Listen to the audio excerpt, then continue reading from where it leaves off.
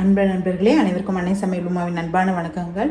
இன்றைக்கி அன்னை சமையலில் பார்க்க போகிறது கருவேப்பிலை சட்னி, 2 டேபிள் ஸ்பூன் உளுந்து,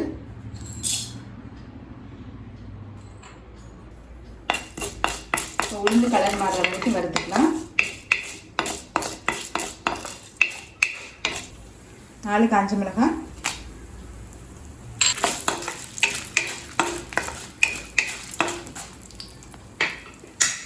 ஒரு கைப்பிடி அளவு கருவேப்பிலை,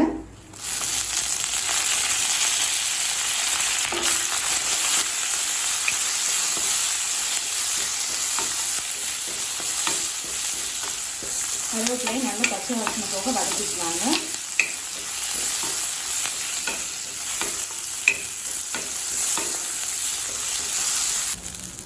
ரெண்டு பல் பூண்டு,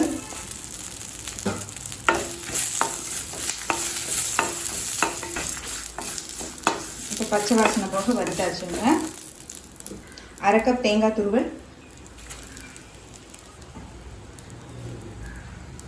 கொஞ்சம் புளி, தேவையான அளவு உப்பு. இது கொஞ்சம் நேரம் ஆறின பிறகு தேவையான அளவு தண்ணி சேர்த்து மிக்சியில் நைஸாக அரைச்சிக்கலாங்க. இப்போ மிக்சியில் எல்லாத்தையும் அரைச்சாச்சுங்க. இப்போ சட்னியை தாளிச்சிக்கலாம். இப்போ கருவேப்பிலை சட்னி ரெடி ஆகிடுச்சு.